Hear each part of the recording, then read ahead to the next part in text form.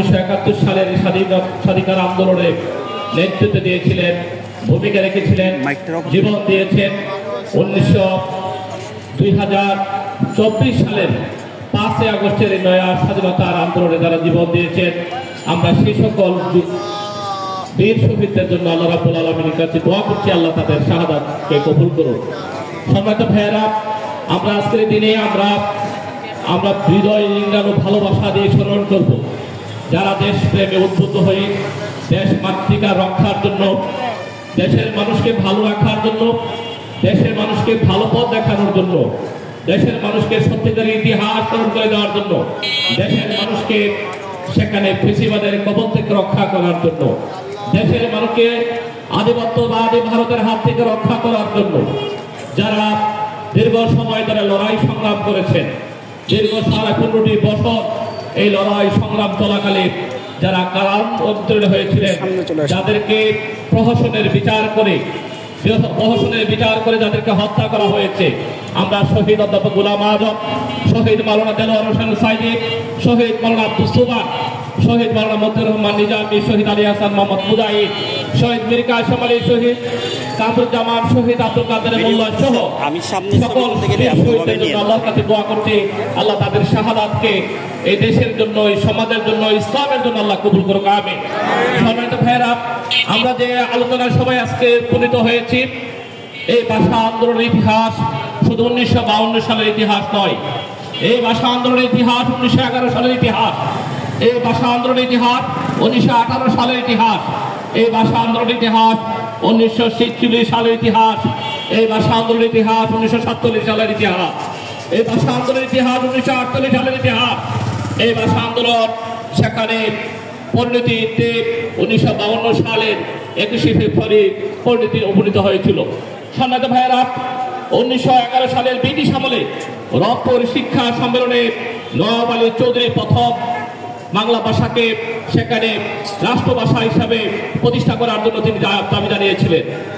1918 সালে শান্তিনিকেতনে রবীন্দ্রনাথ ঠাকুর, আজকে রবীন্দ্রনাথকে নিয়ে যারা বন্দনা করেন, কিন্তু রাবীন্দ্রনাথের ইতিহাস আমরা জানি না। এই রবীন্দ্রনাথ ঢাকা বিশ্ববিদ্যালয় করার ক্ষেত্রে তারা বিরোধিতা করেছে। এই রবীন্দ্রনাথ বাংলা ভাষাকে রাষ্ট্রীয় ভাষা না হয় তিনি প্রথমে বিরোধিতা করেছেন। তিনি 1918 সালে তিনি শান্তিনিকেতনে প্রথমে হিন্দুকে রাষ্ট্রভাষা করার জন্য তিনি দাবি জানিয়েছিলেন। সেখানে ডক্টর মোহাম্মদ শহীদুল্লাহ তার প্রতিবাদ করেছিলেন। প্রতিবাদ করে তিনি সেদিন 1918 সালে শান্তিনিকেতনে রাষ্ট্রভাষাকে বাংলা করার জন্য তিনি দাবি জানিয়েছিলেন। সম্মানিত ভাইয়েরা, 1936 সালে মাওলানা আকরাম খান বাংলা ভাষাকে রাষ্ট্রভাষা করার জন্য তিনি দাবি জানিয়েছিলেন। 1946 সালে আলিগড়ের উপাচার্য জিয়াউদ্দিন উর্দুকে আজ রাষ্ট্রের ভাষা করার জন্য তিনি দাবি জানিয়েছিলেন। সেখানে ডক্টর মোহাম্মদ শহীদুল্লাহ সেখানে তিনি প্রতিবাদ করে রাষ্ট্রভাষাকে বাংলা করার জন্য তিনি সেখানে দাবি জানিয়েছিলেন। 1947 সালে যখন পাকিস্তানের প্রধানমন্ত্রী বাংলাদেশে এসেছিলেন, 1948 সালে পূর্ব পাকিস্তান যখন এসেছিলেন, তখন ঢাকা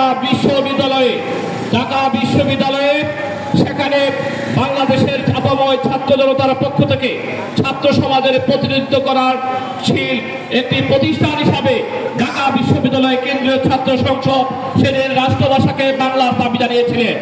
আর সেদিন যে স্মারকলিপি দেওয়া হয়েছিল, এই স্মারকলিপি যিনি দিয়েছিলেন তার নাম অধ্যাপক গোলাম আযম। তার নাম কি? অধ্যাপক গোলাম আযম। কিন্তু দুঃখের সাথে বলতে হয়, যখন 21 ফেব্রুয়ারি আসে, রবীন্দ্রনাথের বন্দনায় আমরা সব জায়গায় শুনতে পাই।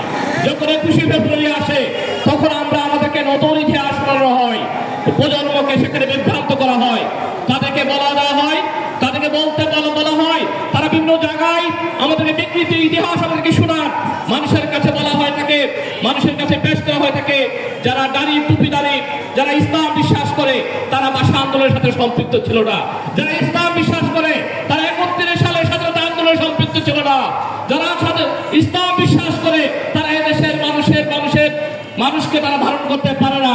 কিন্তু ভাষা আন্দোলন ইতিহাস বলে এই ভাষা আন্দোলনের লড়াই সংগ্রাম শুরু করেছে দামোদর মজলিস। আর এই দামোদর মজলিসে যারা নেতৃত্ব দিয়েছিল, ভাষা সৈনিক আব্দুল গফুর, ভাষা শহীদ সৈয়দ আলী আসাদ, ভাষা সৈনিক অধ্যাপক গোলাম আযম, মানুষকে সংগঠিত করে ভাষা আন্দোলনের সূচনা করেছিলেন।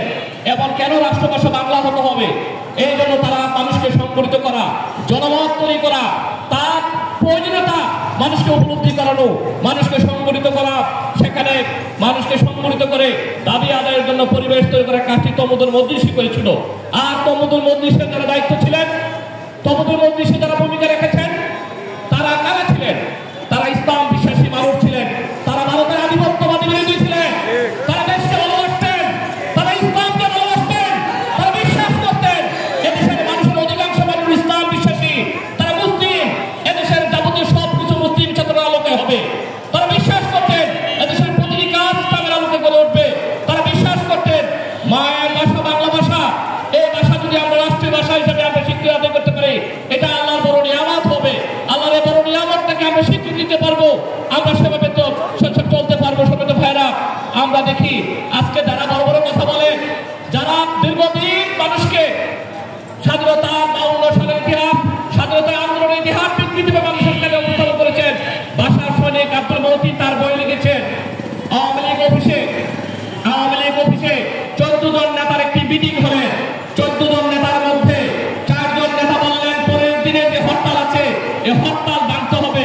আর 10 জন নেতা বললেন সেখানে আমরা হরতাল ভাঙতে যাব না, 144 দ্বারা আমরা ভাঙতে যাব না, হরতাল আমরা বাস্তবায়ন ভালোভাবে করবো না, এবং স্বাভাবিকভাবে থাকবো। তখন ভাষা সৈনিক আব্দুল মতিন বললেন এটা জনগণের কাছে মতামত দিতে হবে, জনগণকে সংগঠিত করা হলো, জনগণের কাছে মতামত চাওয়া হলো। প্রথমে যে 4 জনের যে মতামত ছিল যে 144 দ্বারা ভাঙতে হবে, 144 দ্বারা ভাঙার পক্ষে জনমত, সেই দিন জনমত সেখানে মতামত দেওয়ার কারণে, জনমত সেই পক্ষে থাকার কারণে সেদিন 144 দ্বারা সেদিন ভাঙা হয়েছিল। 144 দ্বারা ভাঙতে গিয়ে এই তেজগাঁও এলাকায় অধ্যাপক গোলাম আজম সেদিন গ্রেপ্তার হয়েছিলেন। ভাষা সৈনিক আব্দুল মতিন বলেছেন অধ্যাপক গোলাম আজম আমরা একসাথে মিলে পোস্টার লাগিয়েছি, একজনের কাঁধে একজনে সেখানে ঘাড়ে উঠে আমরা সেখানে পোস্টার লাগিয়েছি। আজকে যারা গোলাম আজম অবদানকে স্বীকৃতি দিতে চান না, যারা আমাদেরকে দেশ বিরোধী কথা বলেন, তারাই সবচেয়ে বড় দেশ বিরোধী। যাদের ভারতের আধিপত্যবাদ তারা মেনে নেয়, যারা ফেলানির লাশ কাটাদের তুলে থাকার পরে বলে যে আমরা ভালো আছি, যারা আমাদের টাঙ্গির ছেড়ে তাদের হাতে তুলে দেয়, টাঙ্গিনের মধ্য দিয়ে সেখানে আমাদের দেশকে বিকে দিতে চায়, যারা টিপায় মুখ বাদ দিয়ে আমাদের কোটি কোটি বনিয়াদেরকে সুখী মারা ষড়যন্ত্র করে, যারা ফারাক্কা বাদ দিয়ে আমাদেরকে ষড়যন্ত্র করে হত্যা করতে চায়, তারা স্বাধীনতার পক্ষে সত্যি হতে পারে না।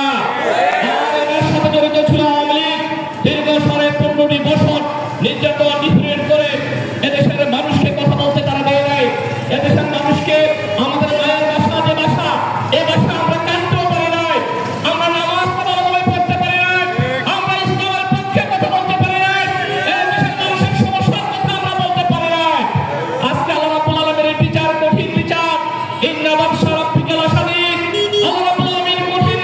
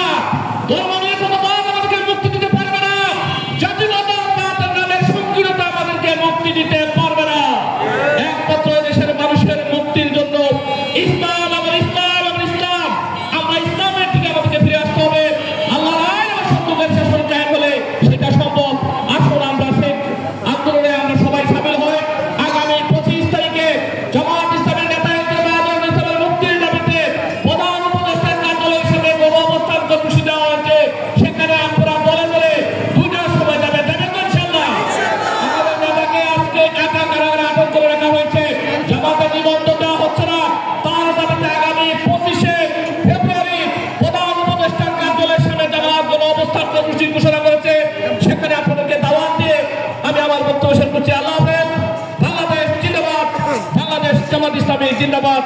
আসসালামু আলাইকুম ওয়া রাহমাতুল্লাহ।